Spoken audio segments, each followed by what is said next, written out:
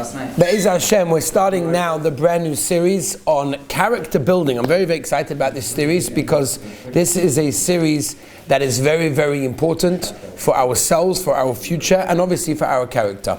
Okay? So, we're trying to start with the following story. Reuven Lopian said over the following quite scary Maisa. And he said there was an old angry man. Right? He was known in the neighborhood, to be like a real angry man. He was like the guy that all the kids, was to get out on his nerves and whatever it was, and nobody liked him, and he didn't like anybody, and all the kids were scared of him. What's he going to say? What's he going to do? One day, word got out that he was very, very sick. He was really, really, really sick. And the Chevra Kadisha were called to go around his bed and to say whatever they needed to say. Now the kids in the neighborhood didn't want to miss this opportunity, right? So they couldn't get in the house, obviously, but they started climbing up the side of the house in order to get to his window where he lay, in order to watch him. And here they finally were had they had the upper hand on him, right? Because now he's in bed and now he's sick, he's about to die, and they wanted to watch it happen. They were very excited. They hated this guy. He caused sorrows for everybody, yeah? So they climbed up the window, and this guy is lying there in bed. He's got no koyach, he's pretty much almost over. And he sees these kids in the window. With the last ounce of strength that he has, he raises his arms. Get down from my window! And with those words, the Yetzias Neshama happened, and he left this world. At the time when he was meant to be saying Shema Yisrael Hashem Elokeinu Hashem Echad, when he was meant to be Yachad with the Rabbeinu Shalom, the highest Madrega, he was being angry, and he was using his personality that he had used the entire lifetime for badness. And what I want to discuss in the next couple of sessions is the idea of character development, character building, with the specific focus, at least at the moment, we'll see how far we get, with kas, anger. So a lot of people think that anger is not really negaya to me. It's not so negaya to me, so I want to see if that's really, really true, and what can we do. Maybe we'll get some practical ideas of how to conquer that. First of all, we have to understand this. There's a Moedik Chasam Sofer. The Chasam Sofer explains, it's in Torah Moshe and Parashas Eikev. The Chasam Sofer explains the words that we say probably every day. Borei nefashos rabois v'chesroinon. Right, we say a burn of nefashos when you finish eating. Says the Chasam Sofer an incredible idea, an incredible explanation of how do you explain the words Borei nefashos rabois v'chesroinon.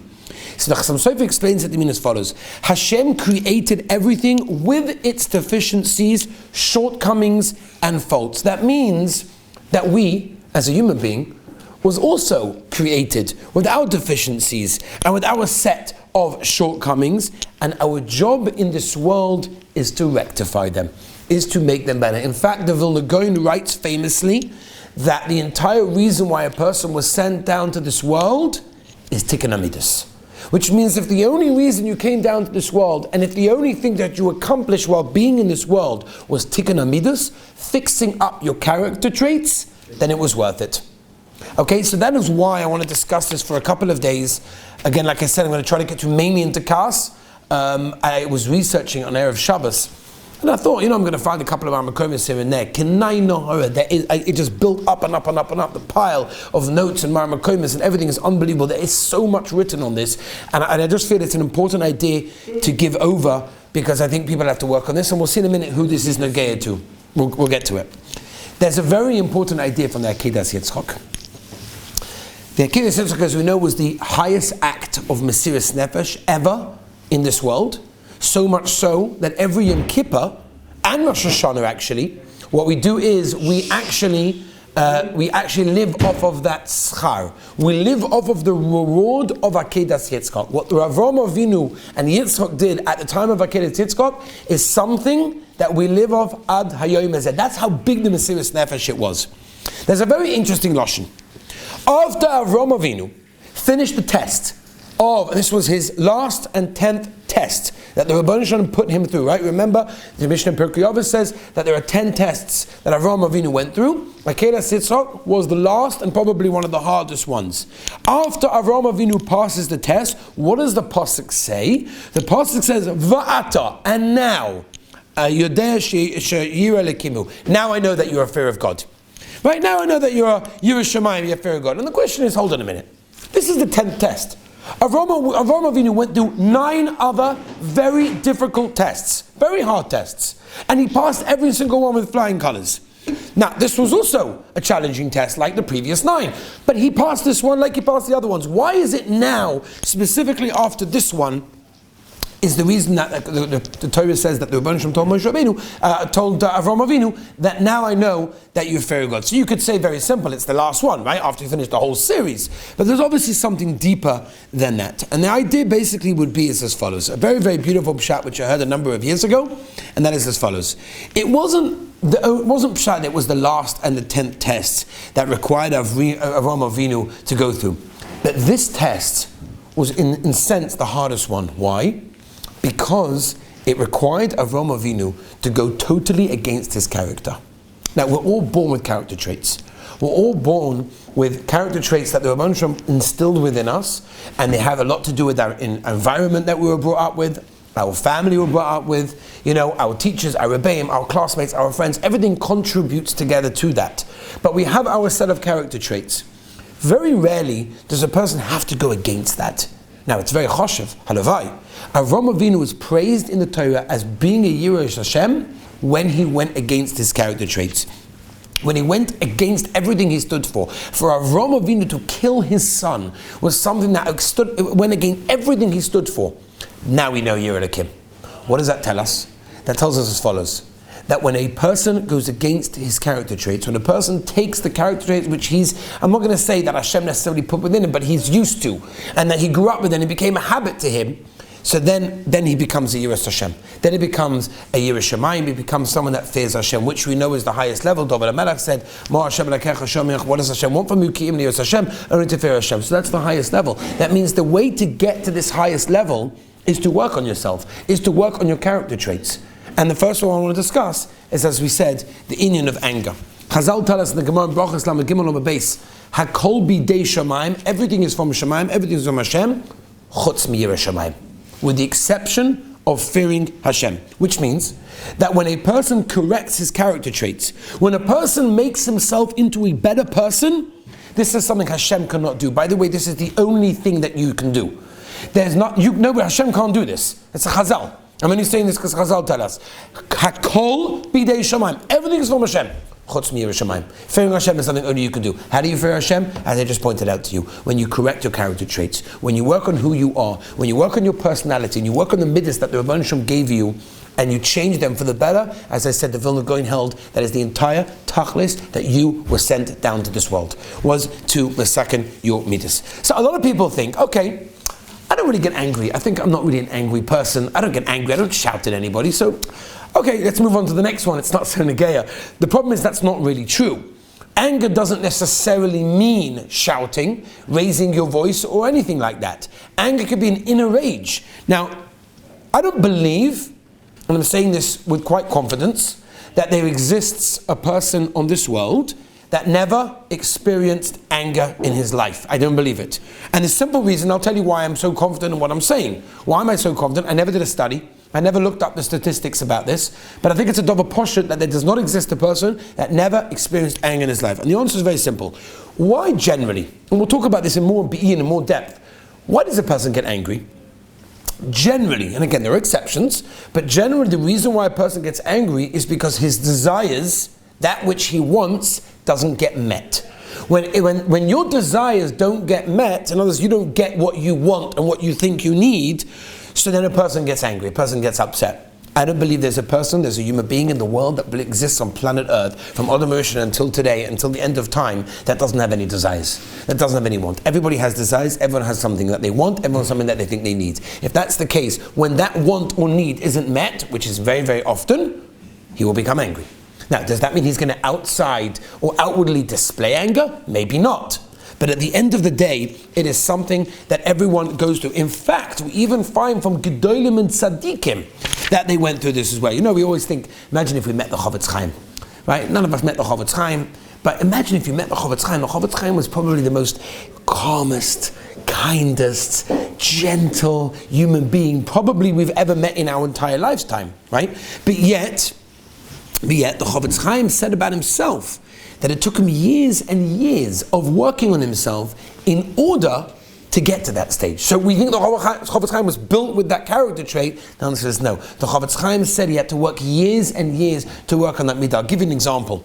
After World War II, they printed a brand new Shas. And Rav Moshe Feinstein in America was one of the first Gedolim, one of the first people to actually purchase and get this beautiful, beautiful new edition of the Vilna Shas. So Rav Moshe, as we know, was an incredible writer. I mean, what he wrote was unbelievable. And in those days, he used to write in the margins of his Gemara. And there was one of the Talmidim that wanted to see what Rav Moshe was writing. So when Rav Moshe got up to get a sefer, he went and leaned over the Gemara. Now, in those days, how did you write? They didn't have the fancy pens we have nowadays. They had the ink, like, the fountain pens, right? They had the little, whatever they're called, the feathers and the thing, and they had the ink well, where all the ink was. So he leaned over, and little did he realize that he spilt the entire ink all over this fresh, brand new Vilna Shas. Only a few of them existed in that time. He was one of the first people to get it. All his notes were there. The Talmud went pale. Moshe Feinstein just spilled everything all over the place. But Moshe came back and he looked at it and said, isn't it beautiful how beautiful my Gemara looks in blue? Now they asked Moshe afterwards, he said, Rebbe, how do you do that? That's incredible. How do you have that self-control? And Moshe said, I worked years and years to get to that level.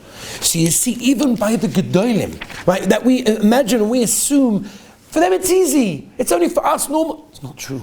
They worked on it and worked on it and worked on it until eventually developed that they didn't feel the anger. It's not the pshat they didn't display the anger, by the way. That's a whole different thing. There's one thing not to display the anger. That's one madriga. What we want to work on is not being angry. Is not getting to the level where you actually are angry, which we're going to try to get to. I want to give you a couple of Maimorei Chazal, which I think are very, very important, right? I'm sure many of you are familiar with this, but I think it's very, very important. There's a Gemara in Nedarim, Daf Chof Beis Amud Aleph, where the Gemara says, and I quote, Omer Rabbi Shmuel bar Nechemia, Omer Rabbi Yochanan, Kol hakoyes, anyone that gets angry, Kol minei Gehenim sholtim ba. All types of Gehenim overpower him. I don't know what that means, and I cannot explain to you that on a physical level, but it doesn't sound good. If all the types of Gehenim can get you. There is a Zoya. The Zoya says, Kol hakoyes, anybody that gets angry, ki'ilu oived oivdei koichovim. You're serving idol worship. What is the pshat? So the Ran explains that when a person is angry, he's angry because, and we mentioned this before, his desires, his needs, his wants didn't get met. Which means he's upset. But if you believe in Hashem, then you will believe that Hashem didn't give it to you for a reason. And therefore, why are you getting angry? Must be you don't believe in Hashem. And therefore, this is a very, very, we're dealing with literally over the avodah zarah, we're talking about idol worship. We say nowadays it's not a gay, we don't have idol worship, we have the taiva of Noshim, we have all sorts of taivas, we have all sorts of things. Well, idol, avodah zarah, who has the problem of avodah zarah? Chazal tell us, many of us. When you get angry, that's avodah zarah. Because the reason that you get angry, and I want to state this again, is because that which you want, that which you need, or think need, didn't happen, you get angry. If you would believe, with full belief, that the Rebbeinu Shalom runs the world, and there's Hashgacha Pratis, and the way the Rebbeinu Shalom runs the world is perfect, then you wouldn't get angry because I have everything I need. And that's why a person has to realize how serious this is as well. Right? The Gemara in Nedarim continues and says a person forgets all of his learning. That's another thing as well. Reb Chaim Vital writes in Shara Yechudim, he says that the Arizal was more makpid about getting and rooting out anger than any other midah, than any of the other character traits that exist, was the midah of anger that he wanted to root out. And the reason that the Arizal did so is because he said, Chazal tell us that if you become angry, you become like over the avodah zarah, you're serving idol worship, and therefore you're not believing really in Hashem. Now, anger can destroy a marriage, it can destroy a relationship between friends, between children, between parents. I'm sure many of us are familiar with relationships of those kind that have been messed up because of people got angry and things spun out of control, and before you know it, they got divorced, or before you know it, he left home, before you know it, they never spoke to each other again. It's terrible. It can ruin everything. Just take a simple case of Shalom Bayis. Right? The wife's trying to do everything for Shabbos, and he comes back Erev Shabbos after a day of work, and he says, why isn't the table laid, and why isn't the challah at the oven? He gets all upset, and she starts, who knows what can happen over there. Chazal tell us the Gemara in Bava Metzia. This leads to all sorts of terrible, terrible things.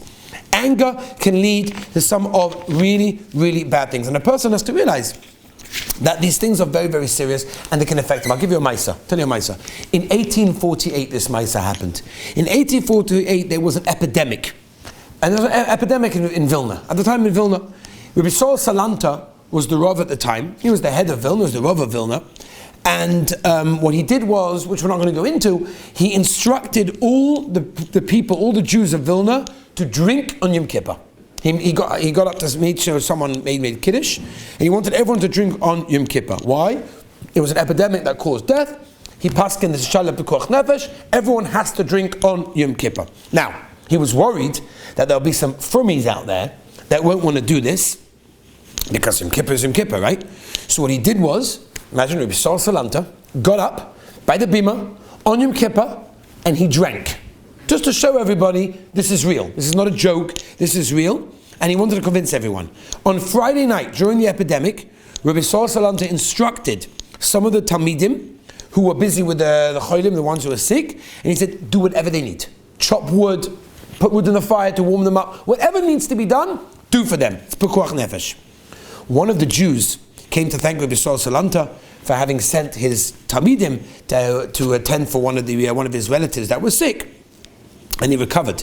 And in front of everyone in public, he said to Rabbi Saul Salanta, he said, with due respect to the Rav, I must be honest with you. Although I know it's Motter to Machal Shabbos for Pekuach Nefesh, I feel that your Talmidim took some liberties and they did things on Shabbos that they probably could have avoided. And for example, he saw a boy chopping wood when there was other wood available, and therefore they should be instructed to keep the Chil Shabbos to the bare minimum. He said this in front of everyone to the Rav, to Rabbi Saul Salanta. Rabbi Saul Salanta never in his life raised a voice, shouted for the first time in his life to the man. He said, you shaita, you bore, who are you to tell me what's mutter and what's asa on Shabbos? I carry the achrayas of this entire community, and I will be the one who decides what may or may not be done. You can imagine when you heard Rabbi Saul Salanta acting and responding in that way from a man that never raised his voice in his life. He was like completely shocked. He realized he'd completely spoken out of place, and he apologized, and he asked Mechila and whatever it was. They asked Rabbi Saul Salanta, Rebbe, what happened? Like, come on, like, well, what's pshat? This is the biggest Bali Musa, the founder of the Musa movement. What's pshat? He said, I want to tell you why. He said in front of all of my Talmidim, in front of other people, I told my Talmidim Machal Shabbos and do whatever is necessary.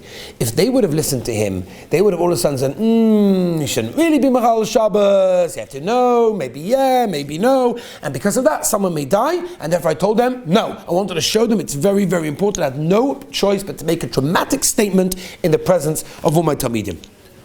I want to continue with the story.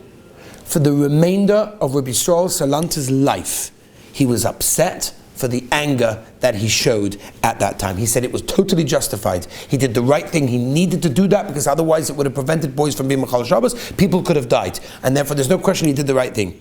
But he said, I should never have got angry like that. And for the rest of his life, till the day he died, he was upset with himself in that way. And that's what a person has to realize. It's a very, very serious situation when a person can become angry in that way. Let me just end, Rabbi Isai, with two last things. First of all, the Gemara in Shabbos Daf Lamed. The Gemara in Shabbos tells us that there was a Yid who made a bet. Could you get Hillel, Beis Hillel, could you get Hillel angry? So he made a bet, 400 zuz, whatever it was. He made a bet. So he came Erev Shabbos. Now Erev Shabbos, as you know, is always a busy time. People are running, people are having showers, people are getting ready. And he came, Hillel, where are you? Hillel, where are you? And he came in and he got dressed and he had to wrap his head, the Gemara says, because I guess he was washing his hair, whatever. And he came in, he said, my dear son, was everything okay? What can I help you? He said, I have a question. Sure, my dear son, what would you like to ask? It's Erev Shabbos, it's probably a very important question. So he said, why do the Babylonians have round heads? So Hillel said that's a beautiful question. It's because the midwives haven't been trained well. Okay, that's a very important question for an Erev Shabbos to stud the Gadol Hador. Fine. Goes back into his house, continues his preparations for Shabbos. An hour later, the guy comes back, Hillel, where are you? So again, Hillel has to get dressed, has to come outside. My dear son, you have a question, anything you need? He said, sure. Why is it that the Talmudites have teary eyes? That's a very important question for an Erev Shabbos. So he says, that's incredible, that's wonderful. He said, that's amazing because they live in a sandy area with a lot of sand and it's dangerous for sand to go in, so they have tears to get rid of the sand. Okay, he left. He came back a third time, again, and he kept on coming back. And he said, are you the Hillel that say that never can get angry? And he said, I guess that's me. He said, oh, what a waste. I lost my bet. I couldn't get you angry. Right? Hillel, again, had worked on himself to such a level that was very, very, got him to that level where he didn't become angry. Not that he was angry inside, but didn't display it to anybody else. And let me just end with one last Kavaldige Maaseh, and we've got a lot more to do, Be'ezah Hashem. In Europe, there was the decree on the Jews, very harsh decree.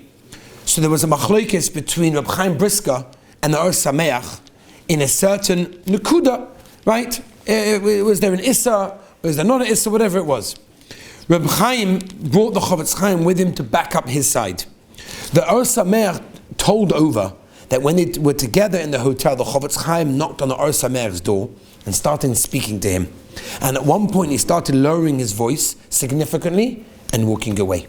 And then he came back, lowered his voice and continued again and walked away. It happened 3 times. The Or Sameach said, he was upset with me. I could tell at those 3 moments he was working on his kas. And being a kohen myself, I know how hard that is. And that's the Chofetz Chaim who was working on his kas, as I state in the Or Sameach. Rabbi say, it's a lifetime job. It's not something we can work on in one time, but it's something we should start, or maybe something we could realize. And Be'ezah Hashem, we're going to continue in our character development ideas, and Be'ezah Hashem will continue tomorrow with the next segment of this idea.